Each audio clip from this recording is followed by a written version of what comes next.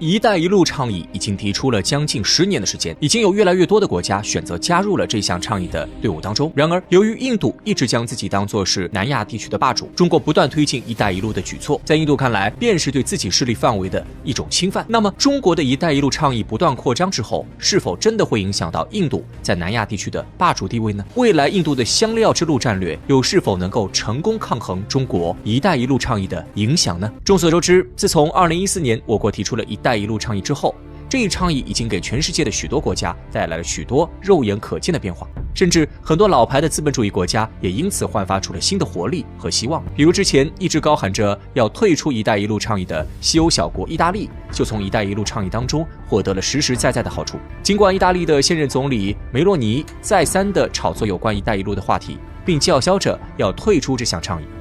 但人们都能看到，在意大利加入一带一路倡议之后，中国企业已经为意大利的热那亚港口带来了先进的管理体系和技术设备。再比如，中国的一带一路倡议为今天位于中东地区的伊朗、叙利亚等国带来了发展的机遇，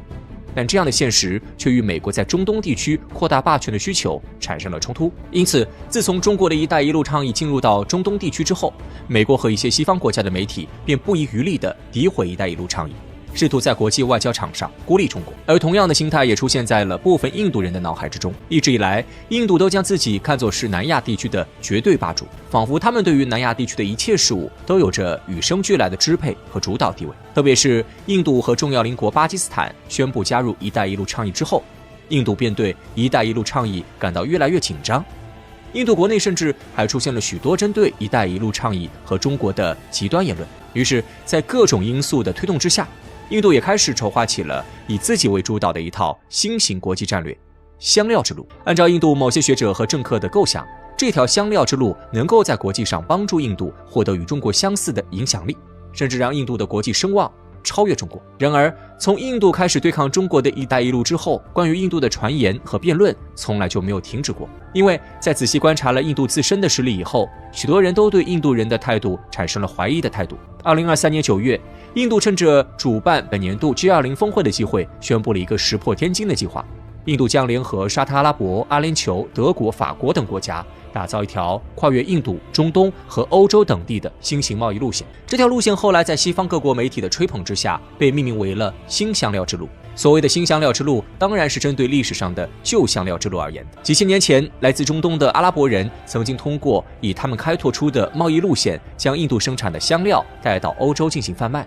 后来，人们便将这条路线称为香料之路。而这一次，印度和其他的国家重新打造一条香料之路，当然不仅仅是为了出售香料。按照美国总统拜登的说法，印度的这个新香料制定计划是非常具有挑战性的。然而，自从印度宣布了打造新香料之路的计划之后，就有不少国际观察人士对印度的这一计划产生了怀疑的想法。首先，要在地理上将印度、中东和欧洲连接起来，就不是一件容易的事情。过去的阿拉伯商人想要通过中东前往印度开展贸易，往往都需要经历九死一生的过程。所以，想在这条路线上进行贸易，本身就必须面临地理和气候的多重考验。加上印度拉拢的那些新香料之路的沿岸国家，都是一些彼此矛盾非常尖锐的国家。一旦这些国家的外交关系无法调和，那么印度的香料之路就不会发挥其预想当中的作用。曾经中国的一带一路倡议也面临着同样的问题，但中国每次都可以用大国的身份调解这些国家的矛盾，那些国家也愿意看在中国的面子上放弃争端。不过，印度显然是没有这个面子的，就连印度周边的几个南亚小国都不见得会对印度展现出100%的服从度，更不要说那些信奉伊斯兰教的中东国家了。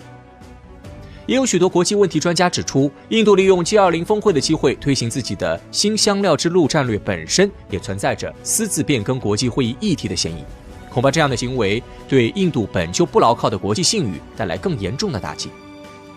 不过，以美国为首的西方各国似乎并不在乎印度新香料之路战略的成败，他们只不过是需要印度为其充当反华战略当中的抓手和工具罢了。那么，印度提出的新香料之路战略真的可以挑战中国的一带一路倡议吗？未来中国的一带一路倡议又是否会影响到印度如今在整个南亚地区的地位呢？虽然中国发起一带一路倡议的目的并不是为了挤压印度在南亚的政治生存空间，但中国的一带一路倡议一定会促进世界政治格局朝着多极化的方向加速发展。过去那些位于南亚地区的小国之所以要依附于印度，是因为他们的经济实力不如印度强劲。而当这些国家借助“一带一路”的春风发展起来之后，他们在事关本国利益的议题上，自然也就有了更多的话语权。印度一直将南亚地区的各国当成自己的势力范围，这样的想法其实是极其荒谬的，也是极其错误的。路透社等西方媒体认为，印度为了维持其在南亚地区的政治影响力，甚至支持了许多恐怖组织来专门打击那些除了印度之外的势力。在这些受到印度支持的恐怖组织当中，最为著名的莫过于在巴基斯坦俾路支省附近活动的俾路支解放军。这个恐怖组织曾在不久之前向中国发出过公开挑战信。有不少媒体分析人士认为，俾路支解放军向中国发出挑战，很有可能就是在配合印度阻止中国的一带一路倡议在南亚地区推广。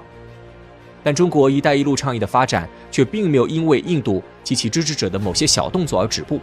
因为几乎所有人都能看到参与一带一路倡议所获得的收益，而印度现在这种企图称霸南亚的心态也是注定不能长久的。在人类过去的历史当中，没有任何一个以霸主自居的国家能够迎来好的结局。印度或许是受到曾经的宗主国大英帝国的影响，而对南亚各国的政治产生了觊觎之心。但如今已经是21世纪了，没有人愿意接受印度颐指气使的指挥，更没有任何一个国家必须要依附于印度而存在。印度将南亚视作自己的势力范围，这种做法本身就是逆潮流而动。当然，谁也无法否认印度是当今世界的第一人口大国，印度将来也必然能够利用人口红利和优势取得一定的发展成就。印度提出的新香料之路战略也一定能够在某种程度上为这个国家的发展增添动力。中国的一带一路倡议本质上是想为全世界的发展中国家提供一个发展的平台和机会，让越来越多的国家搭上中国发展的快车，实现自身的经济成长。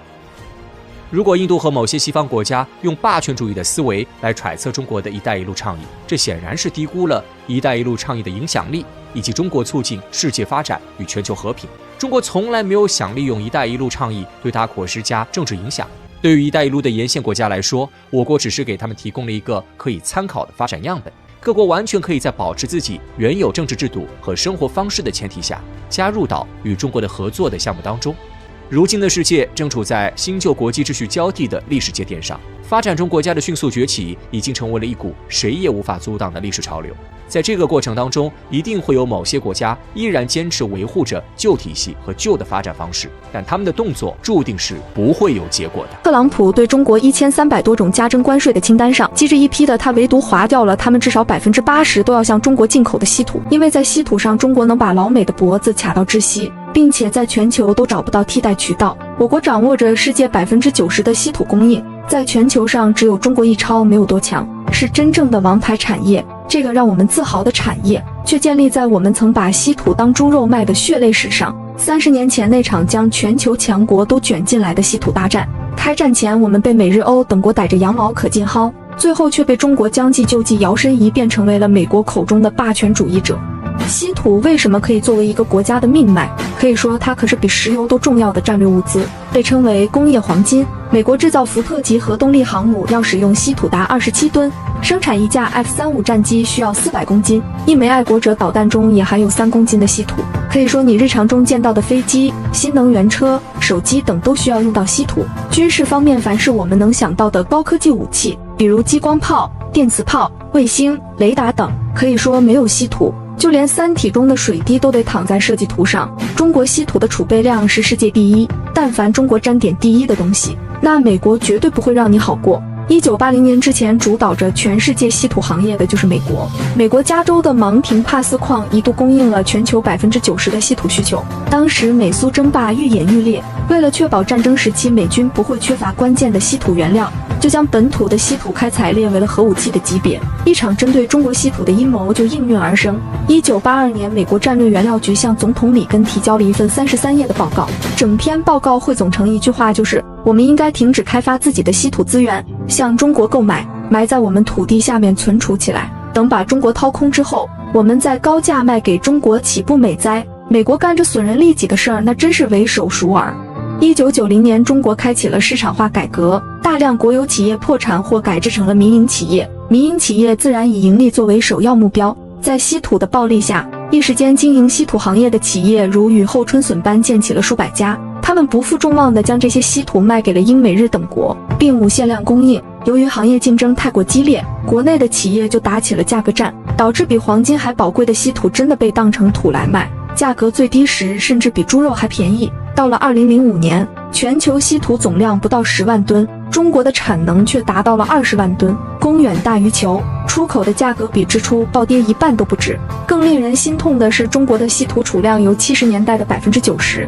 骤降到了37%，现在的存储量预计保持到2040年至2050年之后就需要向国外进口了。没办法，那个时代归根结底就一个字：穷啊！你总得先赚着钱才能购买生产线、购买技术。另外，根据海关的数据统计，仅2006年一年，中国有1/3的稀土都是盗采和走私出口。每讲起这段历史，无数人为之痛心，而以美国为首的稀土购买国则悠哉地躺在沙滩上，静静地等待着当年制定的战略实现。当年被邓公点名为中东有石油、中国有稀土的产业，却沦落到如此的地步，让无数国人唏嘘。但在其他国家的眼中，中国可没这么惨。在中国低价高纯度的稀土冲击下，国外稀土公司开始大量倒闭，稀土产业链断档。视频开头的芒廷帕斯矿在2002年就被美国关停。全世界的稀土企业都面临着一个选择，要么是被中国廉价的稀土冲垮，要么将企业迁入中国进行本土化生产。相信多数企业都会选择后者，将生产线搬到中国的外企大部分却被中国悄悄收购和瓦解了。比如曾经为美国生产最先进导弹子体的麦格昆茨公司，如今背后的2大股东分别是中科院的下属企业中科三环，另外一个是国资委下属公司的中国有色金属集团。洋气十足的麦老登的名字下可是实打实的中国企业。除此之外，2005年中国西部矿业收购了美国稀土合金生产厂，2009年中国五矿集团收购了澳大利亚矿业公司，收购澳大利亚全球金属矿业公司等等。基本上全球所有有关稀土的头部企业都被我国直接和间接吞并。这个时候你可能有疑问，为什么他们甘心被收购？那是因为此时中国已经掌握了稀土从开采到分离以及提炼的整个完整的产业链。中国不仅端走了他们的饭碗，临走还把桌子给掀了。直到2010年在中国布局完成后，其他国家才恍然大悟。美国赶紧将芒廷帕斯重启，希望重现往日辉煌。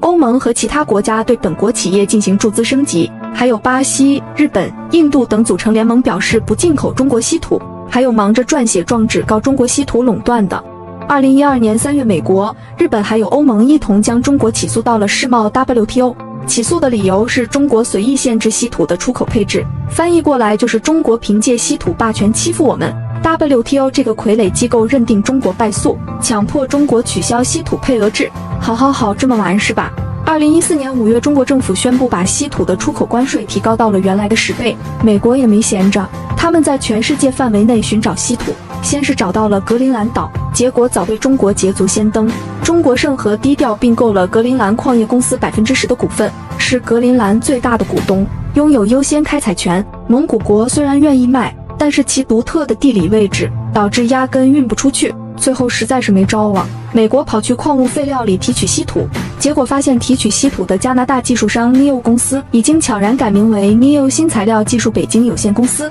原来这家公司也早已被中国紫金矿业以7亿美元的价格收购。估计美国知道这一消息时头都裂开了。在过去的10几年中，美国一直想要重建稀土产业。在2010年时，美国审计局计算出追上中国至少需要15年时间。到2016年，美国总统再问统计局，得到的答案还汤姆是15年。美国等于刷了6年的朋友圈步数。而此时中国的稀土产业链基本消化了全球的企业，但是距离称霸全球还差一步。还记得开头说的供应着全球90%的美国芒廷帕斯矿吗？被美国寄予厚望，却在2015年宣布破产了。在破产前，将核心技术和资料全部转移到了 NEO 新材料技术北京有限公司。2年后，芒廷帕斯矿拍卖，美国政府希望通过一家稀土企业在美国重建稀土产业链，这是美国最后的倔强。拍卖会上被 MPMO 公司竞拍获得。有意思的来了， MPMO 公司有3大股东，其中2家是根正苗红的美国资本，另外1家是新加坡国贸公司，股份拥有优先权。这家公司虽然在新加坡注册成立，但70%的股份归属中国乐山盛和稀土公司，而乐山盛和的背后是中国地质科学院矿产研究所，研究所的背后是中国财政部。惊不惊喜，意不意外？这个代表美国无限稀土光荣的公司，通过一个4线小城市乐山又转交到了中国手上。万般无奈之下，美国最终投资了澳大利亚的莱纳斯稀土公司。这家公司是目前世界上除了中国以外最大的稀土公司，拥有着世界14%的冶炼产能，而中国的冶炼产能也才占到了世界的86%。世界上除了2万吨稀土不是中国冶炼的，剩下的稀土矿都需要运到中国进行冶炼分离。中国在稀土储量和产量上都占据着绝对的主导位置，而这一切的辉煌背后，其实我们都离不开一个人，他就是中国的稀土之父徐光宪先生。他和同为化学家的妻子高晓霞克服美国重重阻挠返回祖国，是他根据国家需要四处转换科研方向，自主创新出一套串集萃取理论，将稀土纯度提高到了创世界纪录的 99.99%。中国稀土因他而起，因他而盛，由开始的冤大头变为吞并世界的巨鲸。我们背后的脊梁，每一块都由他们所铸。在中国永远有那么一些人，他们不为名利，不为财富，他们兢兢业业一辈子，最大的愿望就是祖国富强。